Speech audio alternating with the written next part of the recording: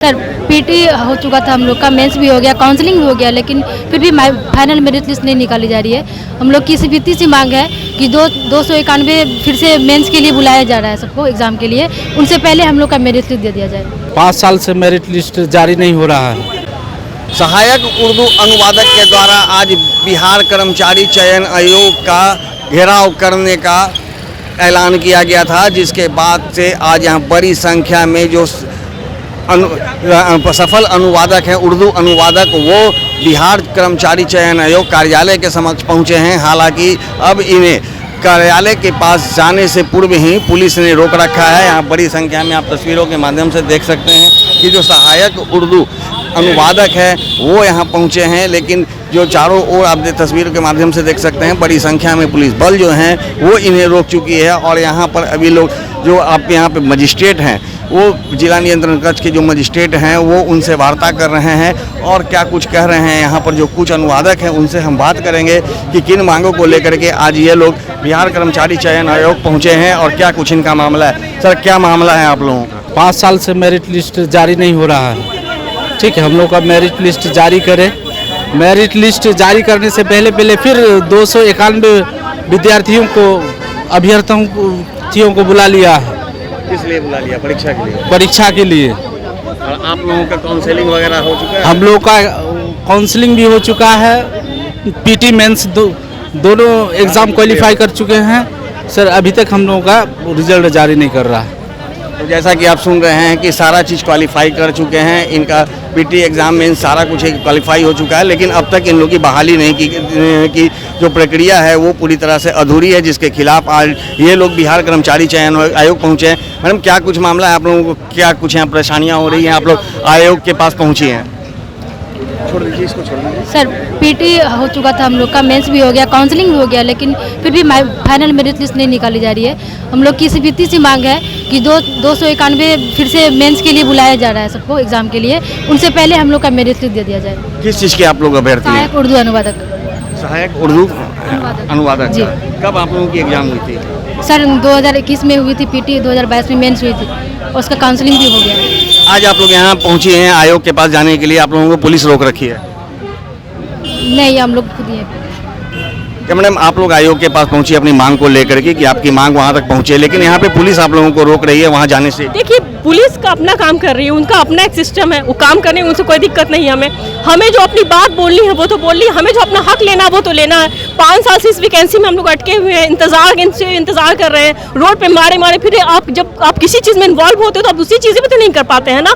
तो 2 साल से वेट में है कि अब हमें नियुक्ति पत्र मिलेगा, लेकिन ये क्या करते हैं कि 2 साल के जज बाद काउंसिलिंग का 2 साल, समझ रहे, 2 साल काउंसिलिंग का वेट। 2022 में अगस्त में हुई थी काउंसिलिंग। जी, और 2019 का वैकेंसी चाहिए। और जानते हैं अब ये क्या किए हैं कि इनको रिजल्ट देना था। इन्होंने कहा कि 3 तारीख को मतलब 22 जुलाई को जो हम लोग यहाँ था, तो 3 दिन में इनको नोटिफिकेशन देना था कि हम लोग की नियुक्ति कब होने वाली है, और 31 अगस्त को हम लोग को पता चलना था कि हम लोग की नियुक्ति हो गई है।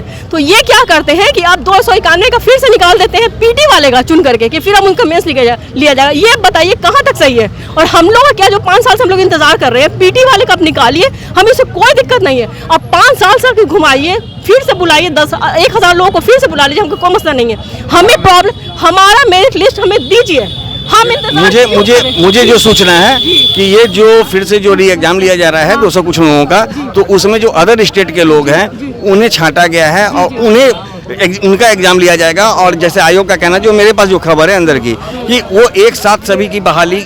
देखिए, जब भी हम लोग आयोग आए हैं तो ये तो बात ही नहीं था 291 वाला, कभी बात ही नहीं उठा। वो तो हमेशा ही बोले कि आप रिजल्ट अब आएगा, जून में आएगा, जुलाई में आएगा, अगस्त में आएगा। तो ये फिर नया नोटिफिकेशन क्यों? और ये कैसे हम माने कि आयोग की नीयत साफ है, जबकि आप बार हमें सुहेल जी जो सर जो हैं वो हमें बार बुलाते हैं आश्वासन दे करके, और ये अब हो रहा, तो हम कैसे माने कि नीयत साफ है बीएसएससी की? हम लोग आश्वासन दिया जा रहा है। क्या लग रहा है मैडम, सिर्फ आश्वासन दिया जा रहा है? जी, सिर्फ आश्वासन ही हम लोग को इतने दिनों से दिया जा रहा है। वैसे पहले से आयोग को नोटिस का याद नहीं रहता, जब वो हम लोग यहाँ पे आते हैं ना, हम लोग को देखता है, तब उसको एक नोटिस का याद आना शुरू हो जाता है। पहले से उसको नहीं पता था कि 291 लोगों को क्या बोला जाता है कि उसका हमको चाहिए, जरूरत है उसका। धरना प्रदर्शन हम लोग कर रहे हैं, अब आयोग की आँख खुली है और 5 साल बाद उसको याद आया कि अच्छा 291 बच्चे का गलती हुआ था पीटी में।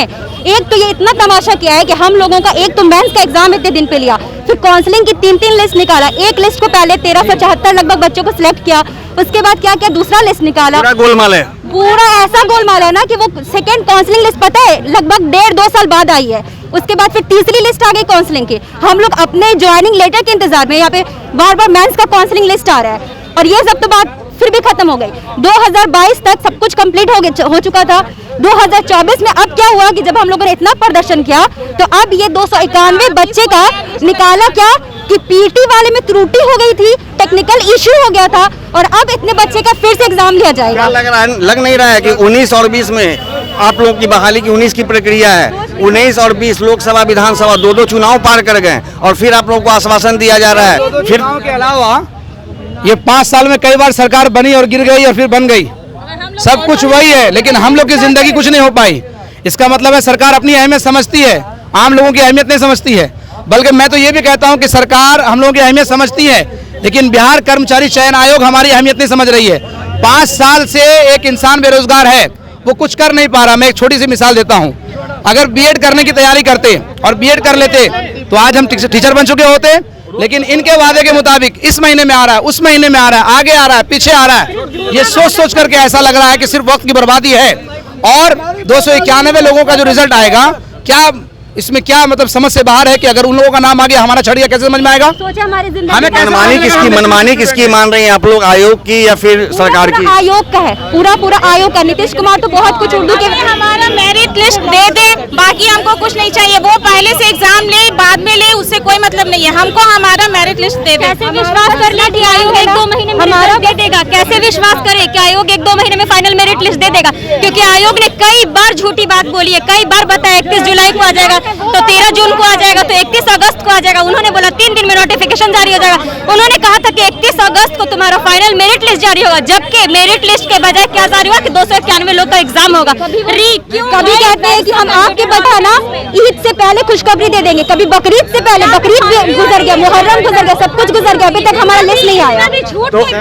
तो जैसा कि आप सुन रहे हैं कि जो सहायक उर्दू अनुवादक है, इनमें खासा आक्रोश है सरकार व आयोग को लेकर के। इनका सीधा आरोप है आयोग पर कि लगातार आयोग के द्वारा इन्हें झूठा आश्वासन दिया जा रहा है। 2 वर्ष पूर्व इन लोगों की काउंसलिंग हो चुकी थी, लेकिन अब तक इनकी बहाली नहीं हुई है, जिसके कारण आज एक बार फिर से ये लोग आयोग के पास पहुंचे हैं, लेकिन पुलिस के द्वारा इन्हें रोक दिया गया है। अब तस्वीरों के माध्यम से देख सकते हैं कि बड़ी संख्या में जो लोग हैं बिहार कर्मचारी चयन आयोग कार्यालय के आगे खड़े हैं। पुलिस के द्वारा इन्हें रोक दिया गया है, लेकिन इन लोगों में खासा आक्रोश है। आप देख सकते हैं कि साफ साफ जो पोस्टर बैनर लेकर के जो लोग पहुंचे थे, बिहार कर्मचारी चयन आयोग का अनूठा प्रयोग, नीतीश सरकार सफल अभ्यर्थियों का करे सहयोग, मतलब सरकार से गुहार लगा रहे हैं। लगातार 2 वर्षों से ये गुहार लगा रहे हैं, लेकिन अब तक इनकी सुनने वाला कोई नहीं है। और जब ये आयोग से मिलने पहुंचे हैं तो पुलिस के द्वारा इन्हें रोक लिया गया है। अब देखना यह है कि सरकार और आयोग क्या इनके इस मांग को कब तक पूरा करती है, या फिर एक बार फिर से इन्हें झूठा आश्वासन ही मिल पाता है।